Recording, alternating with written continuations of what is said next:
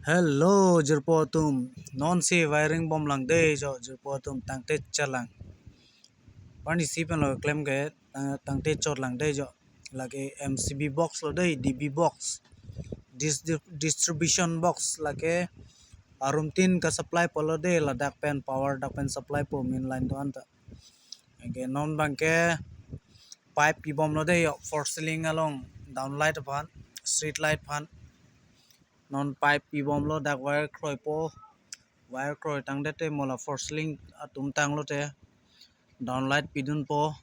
par ke lang mesen po par ke mola force link downlight ki pi hota nang paklang pon po dei la pakar ang an la pen la klem bom tang paklang pon po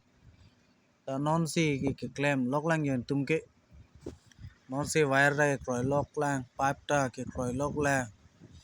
force link tum ta ke claim lok lo zigzag o apor nang o lai ke claim mat ha panang o ke jo lai kadu go we wire to ke wire lo da ke abui lo yo la da bang ke claim nai bang to ke matha nang pik po da ke dak me se room 3 ke thak pon ji room cap thulang dak pen se yang ton dol lap lo lai tum ke yo force link nang fitting dun bom lo dei force link tum ta chiting sop lo tum ta ni tum da chiting dun sop lo ta ke chiting an bang ke chiting sop lo tang te chalang an ta yo la long bi bhai si ke ching wire ki wong ke sak lok lo la si ang song se lage novel lo yo lo la bang ke dong kamang song de jo dong kamang song la adjust fan board ke fitting lo lage bathroom ar lo de la bang ke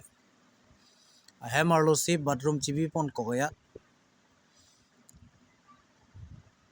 non lom ke hong te jok plot ke yo bathroom ke dam ta latrine bathroom an ta dak si to lab lo hem ar lo si ing tu sob jo la ko bang ke lai ge yo kaddo we do lab lo yo force link atum pen pen ni tum pen pen pomasi chebhong rap tor lo